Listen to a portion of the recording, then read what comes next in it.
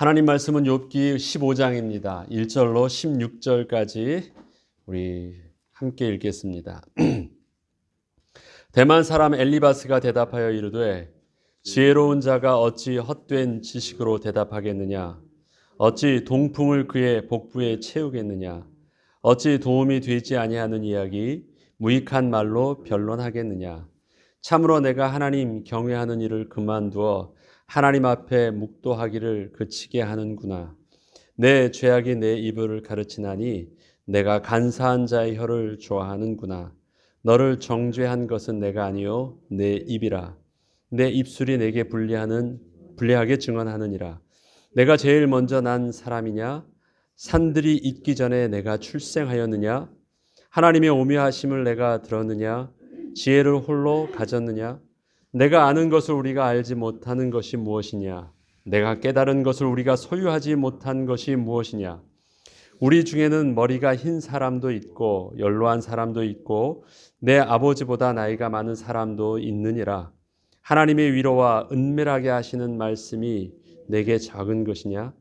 어찌하여 내 마음에 불만스러워하며 내 눈을 번뜩거리며 내 영이 하나님께 분노를 터뜨리며 내 입에 놀리느냐? 사람이 어찌 깨끗하겠느냐? 여인에게서 난 자가 어찌 의롭겠느냐? 하나님은 거룩한 자들을 믿지 아니하시나니 하늘이라도 그가 보시기에 부정하거든. 하물며 악을 저지르기를 물 마심같이 하는 가증하고 부패한 사람을 용납하시겠느냐? 아멘. 친구 엘리바스 이제 두 번째 말인 대답을 오늘 본문으로 듣습니다. 욥의 말과 엘리바스의 말을요 바꿔서 엘리바스 말을 욥이 하면 어떨까요? 그래도 틀리지 않을 것 같아요. 그러니까 욥이 이 말을 변명처럼 엘리바스에게 해준다고 하더라도 그게 별로 틀리지 않은 말이고요. 또 욥이 했던 말을 엘리바스가 하는 것도 별로 틀리지 않아요. 그래서 지금 이게 누구 말이라는 걸 딱 간추어 놓고 말을 하면요, 저와 여러분이 이게 누구 말인지 전혀 알 수 없어요. 왜냐하면 거기서 어쩐 복음이 아니거나 우리가 가지고 있는 신앙의 기준에서 이렇게 구분할 수 없도록 이 대화가 오고 가고 있기 때문에 그렇습니다. 누가 옳아요? 누가 틀리고요? 그걸 여러분들은 구분 못합니다. 내용을 보면요. 오늘 내용은 또 특히 더해요. 그런데 오늘은 이것을 친구 엘리바스가 욥에게 하는 말로 기록되어져 있습니다. 가만 보면요, 지금 욥과 엘리바스를 따로 두어서 홀로 있을 때 그 말을 그가 묵상하는 말이라면 하나도 틀리지 않은 말일 거예요. 그런데 그것이 상대방에게 엘리바스가 지금 욥에게 할 때 욥은 그 말을 너무 받기가 힘들었고요.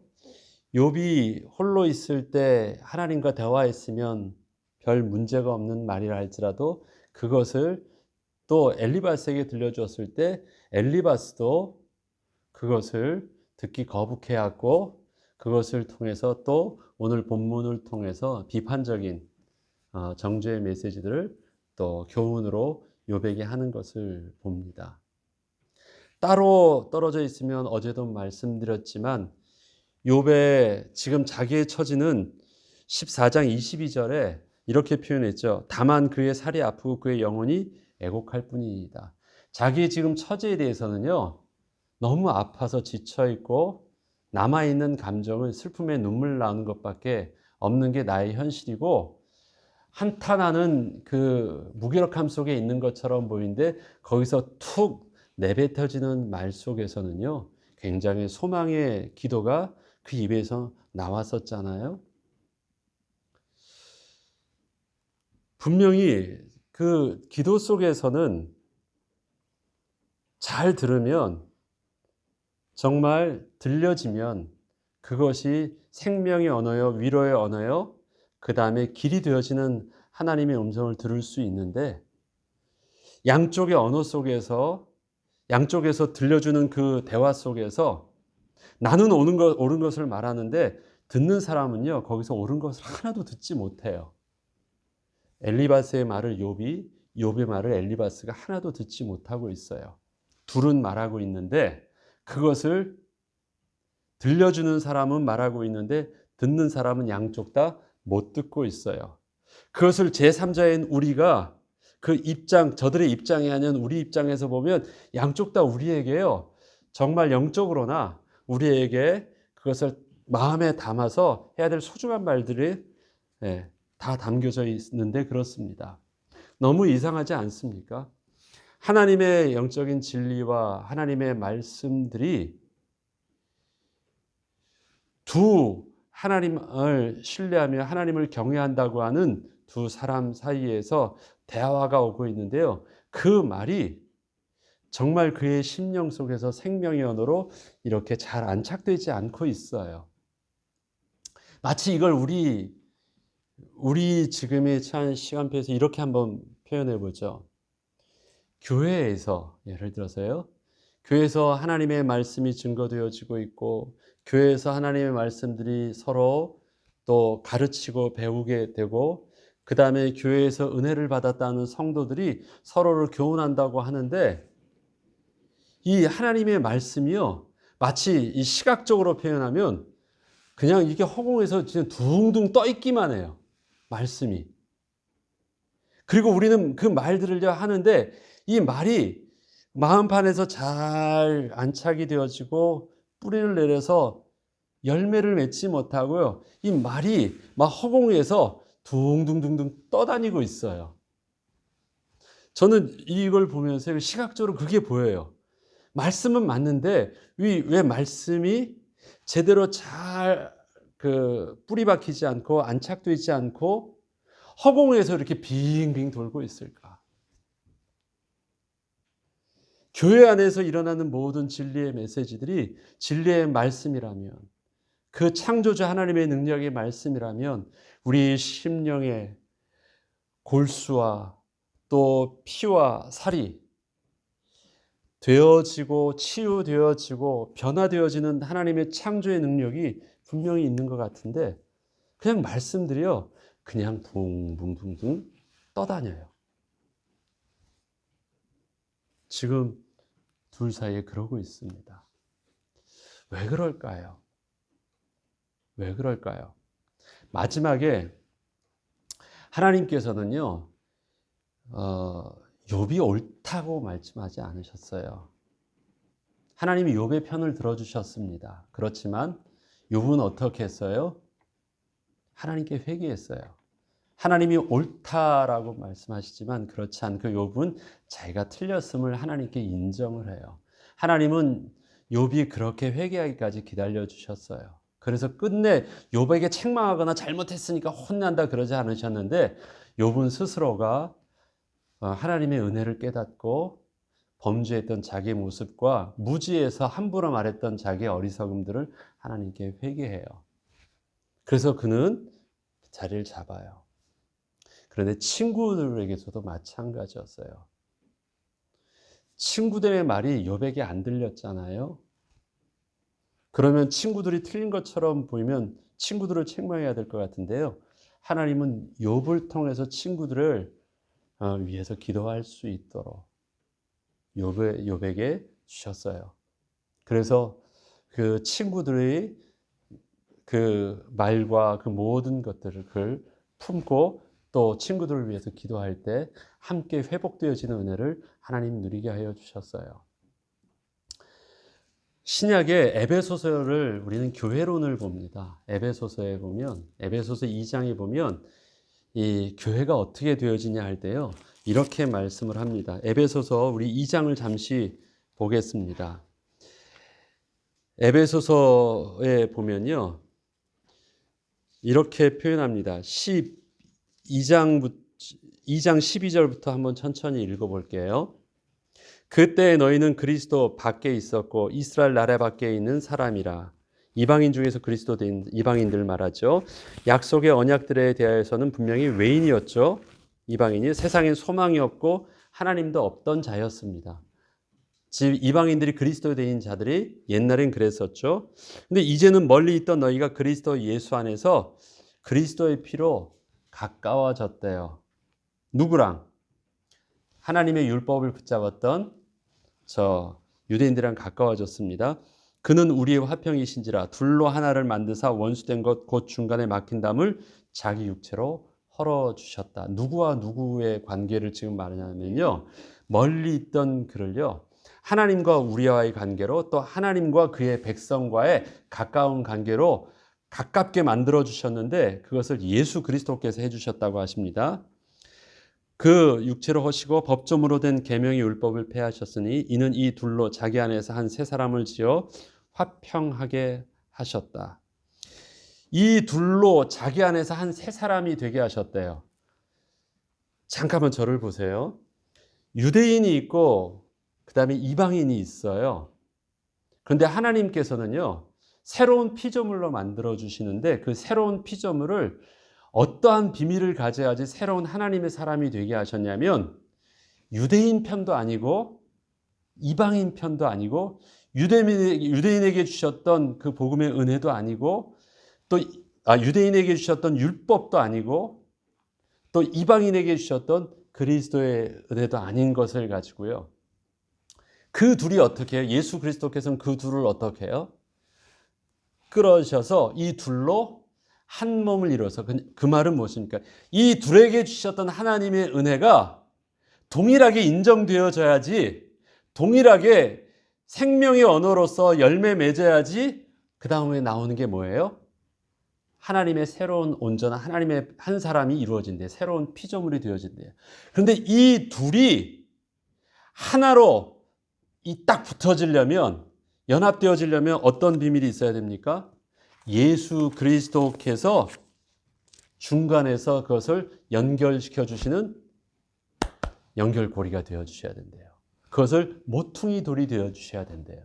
그래야지 그것을 통해서 하나님 앞에 거룩하게 예배드릴 수 있는 한 새로운 피조물이 나온대요. 그러면 율법 있는 자가 율법으로 온전함의 언약을 붙잡은 자에게 무엇이 들어가야 돼요? 이방인에 주셨던 그 은혜의 그리스도의 복음이 들어야 되고, 율법 없이 그리스도의 은혜만 있던 자에게는 또 뭐가 있어야 돼요? 하나님께서 먼저 주셨던, 저들에게 주셨던 그 율법의 하나님의 비밀들도 온전해져야 된대요. 좀 더 제가 읽어볼게요. 그러면 또 십자가로 이 둘을 한 몸으로 하나님과 화목하게 하려 하심이라. 원수된 것을 십자가로 소멸해 주셨다. 십자가로 양쪽에 모든 원수된 것을 다 소멸해 주셨대요. 십자가로 양쪽에 정죄되었던, 하나님 앞에서 저주로 하나님 앞에 설 수 없던 모든 정죄됨이 어떻게 해요? 온전히 예수 그리스도의 십자가의 대속으로 말미암아 값을 치러 주셨어요. 십자가로. 양쪽 다 정죄됨이 있었잖아요. 그것을 다 치러 주셨어요. 또 오셔서 먼 데 있는 너에게 평안을 전하시고 가까운 있는 자들에게 평안을 전해 주셨어요.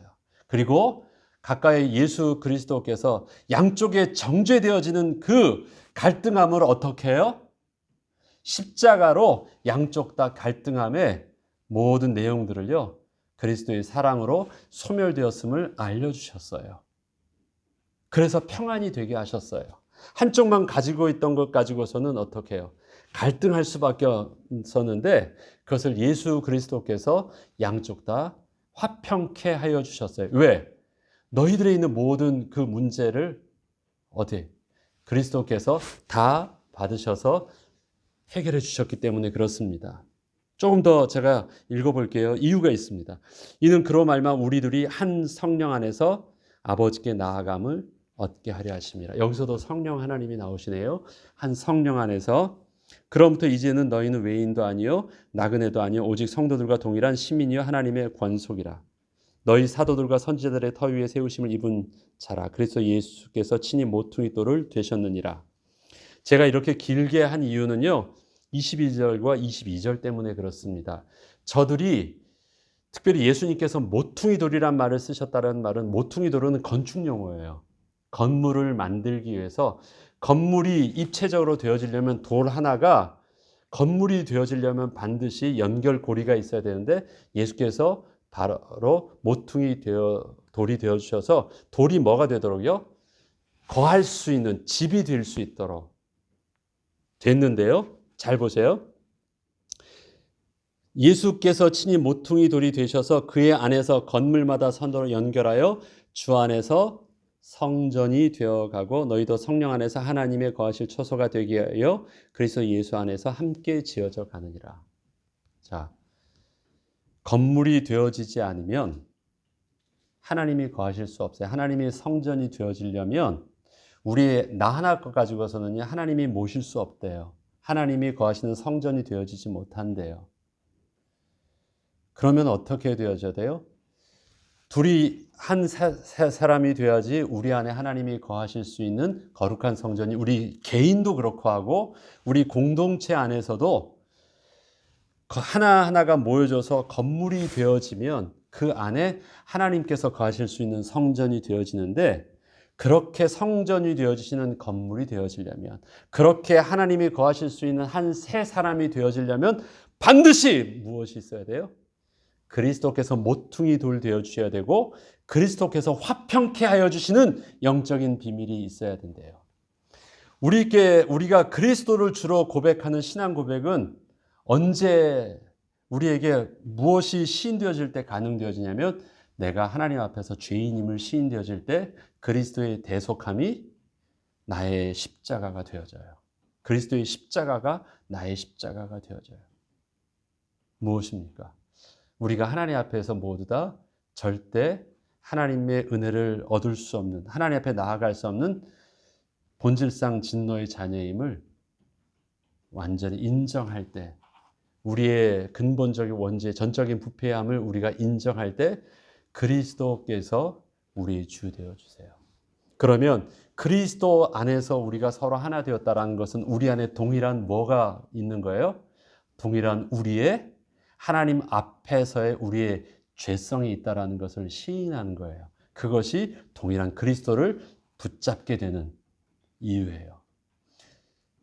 그러면 그 그리스도를 통해서 무엇이에요? 둘은 화평함을 이루고 그 그리스도로 인하여 하나님이 우리 가운데 거하실 수 있는 영적인 비밀이 되어져요. 자, 하나님의 말씀이 있다고 해요. 우리가 주일날도 말씀드렸죠. 내게 주신 하나님의 은사 속에서요, 상대방이 보지 못하는 것을 나는 더 크게 볼 수 있고 상대방이 할 수 없는 것을 나는 잘할 수 있어요. 근데 나는 잘하는 그것을 가지고 상대방을 비판하겠으면 나는 보이는 그것을 가지고 상대방은 보지 못하니까 교훈하고 정죄하는 데 쓰면 그것은 분멸되어지는데 어떻게 해요? 내가 보지 못하는 것을 상대방이 보고 있구나. 또 내가 볼 수 있는 걸 상대방이 못 보고 있구나를 알고 상대방을 살리는데 그것을 온전히 쓰여진다면 그것은 하나님의 교회를 온전케 해주시는 하나님의 은혜의 비밀이 되어져요. 이방인과 유대인은 근본적으로 다른 양쪽의 대척점에 있는 것입니다. 다름이에요. 그러나 그 다름 속에서 둘이 하나 되지 못하면 하나님의 거하시는 거룩한 성전이 될 수 없는 영적인 비밀을 주셨대요. 둘이 하나가 되는 비밀 안에 뭐가 있습니까? 내가 받기 전에 나보다 앞서 내가 붙들기 전에 앞서 하나님이 우리를 택하신 하나님 택하심의 은혜를 고백할 때입니다. 제가 왜 이 말을 길게 하냐면요. 욥과 욥의 친구를 보면요. 말이 맞는데 그 말이 허공에 떠 있잖아요. 하나님의 말씀이 허공에 떠 있다. 그것을 좀 더 다른 표현을 쓰면요. 하나님이 우리 가운데 거하실 수 있는 전이 없어요. 하나님의 말씀이 곧 육신으로 이 땅에 오신 분이 그리스도이잖아요. 나는 신앙이 없고 나는 신앙의 진리가 있다고 하는데요. 나는 옳다고 말하지 말고 나는 믿는다고 나는 붙잡았다고 말하지 말고요. 하나님이 거하시는 집 안에 하나님의 말씀이 온전히 안정적으로 안착이 되어져 있느냐? 우리 모두 안 들어있잖아요. 붕붕 말은 하는데 그 말이 귀에서 설교해도 그 설교의 말은 허공을 외치는 것이고 누가 내게 말을 해도 그 말은 그래 알아 다 알아 나도 알아 너만 똑똑해 나도 다 알고 있는 말이야 너만 그 말 할 줄 알아 나도 할 줄 알아 다 하지만 그 말은 뭐예요? 하나님의 말씀이 거하실 수 있는 곳이 없는 거예요. 다시 말해서 하나님이 거하실 수 없는 것이에요. 왜 거하실 수 없을까요? 거룩한 하나님이 거하실 수 있는 집이 되어 있지 않아요. 왜 집이 되어 있지 않을까요? 우리가 그 집이 되어질 수 있는 그리스도께서 모퉁이 돌이 되어 있지 않기 때문에 어떻게 해요? 그냥 돌덩이 하나로 해서 돌 무덤으로만 되어 있지 그 돌이 어떻게 해요? 잘 지어져 있는 건축자의 잘 지어져 있는 거하실 수 있는 멋진 하나님의 성전이 하나님의 집이 될 수는 없는 거예요. 예수 그리스도께서 우리 주인 되시는 것, 특별히 우리 교회 이름이 주님의 교회라고 고백할 때 우리에게 뭐가 있습니까? 하나님이 거하실 수 있는 영적인 비밀이 우리에게 무엇 때문에? 그리스도께서 이 둘로 하나 되는 화평케 하신 그 비밀이 있기 때문에. 그리스도께서 화평케 되어짐을 우리 고백하는 우리의 신앙 고백이 있기 때문에 그 신앙 고백이 있는 자는 무엇이에요? 양쪽의 둘이 갈등되어지는 것이 아니고 그다음에 그 갈등이 문제되어지지 아니하고 그 갈등이 우리에게 뭘 보게 해요? 상대방의 틀림을 보게 하는 것이 아니라 어떻게 해요? 나의 죄를 보게 해요. 자, 오늘 그것을 통해서 말씀을 좀 엘리바스의 두 번째 말을 보면 이렇게 말을 합니다. 지혜로운 자가 어찌 헛된 지식으로 대답하겠느냐? 어찌 동풍을 그에게 복부에 채우겠느냐? 어찌 도움이 되지 않은 아이가 무익한 말로 변론하겠느냐? 참으로 내가 하나님 경외한 일을 그만두어 하나님 앞에 묵도하기를 그치게 하는도다. 분명히 그 욥의 말 속에서는요. 생명의 언어도 있었어요. 그런데 하나도 듣지 못하게 해요. 그리고 이렇게 비판을 합니다. 네가 하나님 일을 경외하는 일을 그만두었다. 너가 경외하는 일을 그만두니까 또 남에게 어떻게 하게 해요? 하나님 묵도하기를 그치게 하는구나. 너희가 먼저 말하는 것보다 너가 만약에 하나님 경외하기를 온전하게 되어졌다면 그 말이 다른 사람에게 하나님의 말씀을 온전히 듣고 묵상할 수 있게 했을 텐데 네가 하나님 경외하기를 그만두니까 그 말 속에서 나오는 너의 말들이 다른 사람들에게 뭘 하게 해요? 오히려 하나님 앞에서 말씀을 듣게 하고 말씀을 담게 하는데 방해하게 한대요. 틀린 말은 아니에요. 틀린 말은 아닌데 이게 지금 무슨 말인지도 잘 그에게는 모르고 하는 말들이에요. 또 보죠. 내 죄악이 내 입을 가르치나니 내가 간사한 자의 혀를 좋아하는구나. 지금 하는 말을 통해서 뭐예요? 내 죄악이 너를 가르친다. 다시 표현을 하면요. 이미 남한테 이제 듣는 것을 못 듣게 하니까 들을 귀가 없으니까 하나님이 어떻게 해요? 너의 입을 통해서 너의 말을 너가 들을 수 있도록 하신다는 거예요. 그래서 앞서 말씀드렸듯이 이게 욥의 말인지 엘리바스의 말인지 뒤바꾼다 할지라도 아무런 틀리지 않은 말을 하고 있어요. 그것을 우리에게 한번 해보죠. 우리가 다른 성도들에게 하는 말과 성도들에게 비판하는 그 눈이 내가 비판하든 상대방이 나를 비판하든 내가 비판하는 것처럼 보여도 상대방도 나를 그 똑같은 시각을 가지고 나를 할 수도 있고요. 다르지 않아요. 그럼 우리가 사실 그걸 통해서 뭘 깨달을 줄 알아야 돼요? 내가 그렇게 상대방에서 교훈하고 있고 틀리다고 하는 부분들이 다시 스스로 나에게 적용해 보면 나도 하나님 앞에서 그럴 수 있구나. 그것을 깨닫는다면 그것이 그리스도의 은혜로 말미암아 둘로 하나가 될 수 있는 은혜의 비밀이 돼요. 우리는 이런 착각을 합니다. 내가 옳은 말로 상대방이 말할 수 있기 때문에 나는 옳고 상대방은 틀리다. 나는 알고 있고 저들은 모르기 때문에 나는 옳은 것이고 저들은 틀리다고 생각하는데 그렇지 않아요. 옳은 말을 한다고 해서 내가 의로운 자가 아니고 옳은 자가 아니에요. 옳은 진리는 거짓말하는 자도 진리를 말할 수 있어요. 왜냐하면 진리는 그냥 내용이니까. 진리를 말한 사람의 인격은 죄가 있어도요. 진리라는 내용 자체는 틀리지 않을 수 있잖아요. 내가 말하는 것은 지금 하나님에 대한 지식이 왜 붕붕 떠다닙니까? 진리의 하나님에 대한 지식과 영적인 비밀은 틀리지 않아요. 그런데 내가 그것을 말한다고 해서 지금 나는 문제없다라는 말이 아니잖아요. 근데 우리는 그것을 동일시하는 경향이 있어요. 내가 말할 수 있기 때문에 나는 괜찮은 것처럼 착각을 하거나 그다음에 아니면 그 뒤에 자기가 숨어요. 자기 죄를 옳다고 말하는 그것 속에서 자기가 숨는 경우도 있어요. 그렇지 않습니다. 혹시 내 눈에는 상대방의 어떠한 잘못과 안타까움이 보인다고 하면요. 아, 그 눈이 바로 나에게 들려주시는 하나님의 음성이구나. 우리는 겸손하게 그 음성에 대해서 상대방만 볼 것이 아니라 오늘 표현처럼 너를 정죄한 것은 내가 아니요 내 입이라 내 입술이 내게 불리하게 증언하느니라. 아, 그렇구나. 내가 상대방을 보고 있는 것이 하나님이 나를 보고 있는 모습이구나. 내가 상대방을 정죄하고 있는 그 말 자체가 그것이 나를 정죄하는 거구나. 우리는 그것을 빨리 깨달을 수 있어야 됩니다. 그리고 다른 사람의 말을 듣지 않으니까 하나님이 내 말을 통해서 내 입을 통해서 내 귀를 듣게 하시는구나. 그래서 뭔가 불만이 있거나 뭔가 막 보여서 답답해서 막 할 때 우리는 그 입을 우리는 막고 하나님 앞에서 내 모습 속에서 그리스도의 은혜를 구할 때 교회가 어떻게 되어져요? 교회가 되어진대요. 왜? 그리스도만이 둘을 어떻게 할 수 있습니까? 마디를 연결해 줄 수 있습니다. 내가 해결하는 것이 아니라 그리스도께서 해결해 주시고 하나 되게 하셔야 돼요. 성령의 은혜가 있어야 돼요. 그 은혜를. 아마 그래서 성령의 열매 속에서 절제가 있나 봐요. 그 절제는 뭐예요? 하고 싶어도 좀 안 하는 거고 덜 하는 거예요.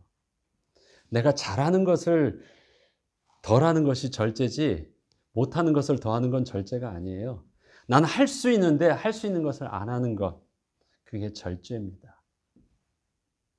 다 보는데 그 다 보는 것을 덜 보는 것. 다 알고 있는데 다 알려고 하지 않고 내 눈을 감는 것. 그게 무엇이래요? 성령께서 도와주셔야 되는 은혜고 성령의 열매래요. 인내도 있는데 뭐도 있어요? 절제도 있어요. 그래서 우리 오늘은 이렇게 기도했으면 좋겠습니다. 하나님, 우리의 공동체 안에서 하나님의 음성과 하나님의 말씀은 차고 넘치도록 설교를 통해서 우리의 대화를 통해서 우리의 생각을 통해서 하나님의 진리는 끝없이 우리 교회와 교회 공동체와 나의 개인의 묵상과 또 우리 자녀들에게 또 말하는 잔소리 속에서 모든 것은 다 진리예요. 틀리지 않은 내용들이에요. 서로 갈등할 때 말하는 상대방을 공격하는 말 다 진리예요. 틀리지 않은 일들이에요. 그런데 이것이 허공에서 붕붕붕붕붕붕 돌아다니지 않게 해주세요. 이것이 하나님의 음성으로 옥토와 같이 그 마음밭에 잘 심겨질 수 있도록 하나님 은혜를 주세요. 우리는 그동안 뭘 구했냐면요. 진리를 달라고 기도했어요.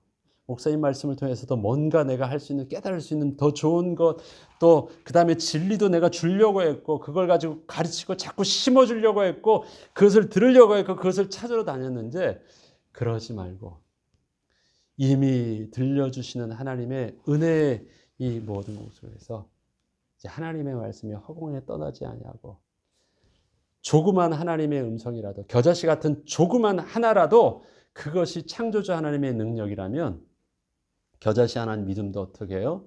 이 산을 들어 저 산을 옮길 수 있어요. 양의 문제가 아니고 크기의 문제가 아니고 무엇이에요? 그것이 하나님의 음성이면 사는 것이고요.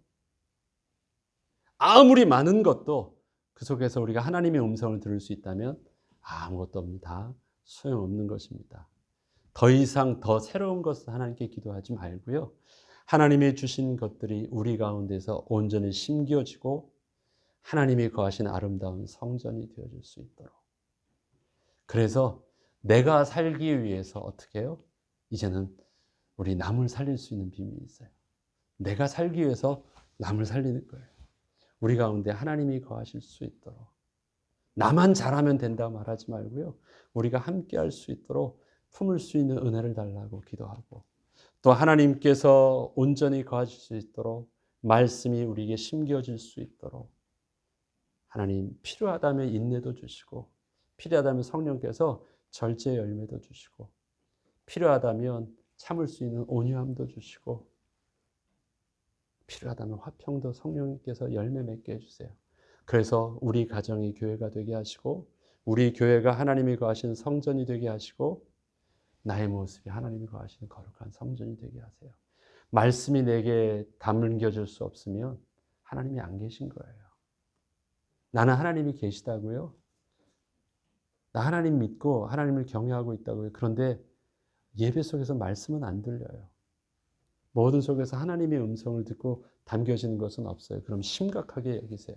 그건 누가 정죄하거나 말할 문제가 아니라요. 내게 있어서 오늘도 하나님의 말씀이 담겨지지 않고 은혜가 안 되어진다면 심각하게 나는 영적으로 문제가 있구나. 다른 사람을 비판하니까 난 똑똑하고 나는 괜찮다고 말하지 말고요. 하나님의 말씀이 내 속에 담겨지지 않는다면 하나님 앞에 정말 다윗처럼 침상이 썩도록 기도해야 될 문제고요. 정결한 마음과 정직한 영을 창조해 달라고 주의 성령을 거두지 말고 내 안에 오셔달라고 하나님께 붙잡고 기도해야 될 부분입니다. 그때 우리 가운데 하나님이 거하시면 다 끝나는 거예요. 하나님이 거하시면.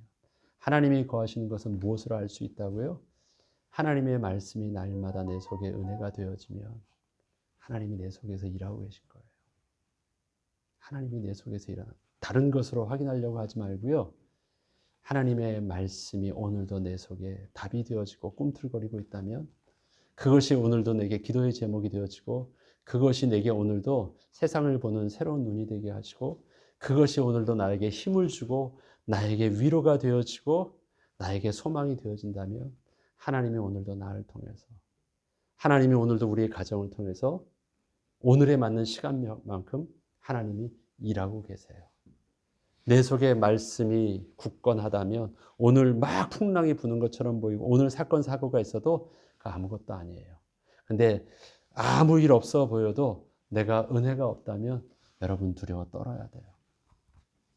두려워 떨어야 돼요. 다윗이 그것을 정확하게 보여주고 있잖아요. 사망의 음침한 골짜기라 다닐지라도 해를 두렵지 않다고 말했어요. 여호와가 나의 목자실 때는 나는 내 잔이 넘친다고 하고요. 풍성함으로 만족함을 얻고 있어요. 그때가 언제예요? 가장 두려워서 도망 다닐 때는 오히려 괜찮았대요. 그런데 모든 것 다 하고 왕으로서 최고 절정에 있어서 가장 평화롭고 아무 문제 없고 아무 원수도 적도 없고 자기가 최상위에 있는데 나단 선지자가 와서 너 하나님 없잖아. 하나님 앞에 범죄했다 할 때 그는 세상에서 그 인생의 가장 큰 두려움으로 떨기 시작해요. 뭐가 심각한 문제인지 그가 알고 있다는 거예요. 저와 여러분이 그런 영적인 감각이 있어야 돼요. 괜찮아 보여도 내가 은혜가 없고 내가 죄에 대해서 내가 하나님의 말씀에 대해서 둔감하다. 그때는 떨어야 돼요. 그런데 내가 오늘도 주의 말씀이 나를 지탱하고 있고 그 반석에 내가 서 있고 오늘도 말씀이 나를 인도하고 있다면 오늘 내게 어떤 큰 사고가 일어났어도 어떤 소식을 듣는다 할지라도 괜찮아. 내 잔이 넘치는 하나님의 은혜가 오늘도 이것을 임할 거야. 떨 필요 없어요. 그게 하나님의 백성의 영적인 파워고 영권이고 영적인 비밀입니다. 오늘도 주의 말씀을 통해서 저와 여러분을 우리가 진단하고 말씀 속에서 힘을 얻고 새로운 또 하나님의 응답의 출발을 또 시작을 하는 귀한 축복의 날 되길 주의 이름으로 축원합니다. 주기도문으로 마치겠습니다.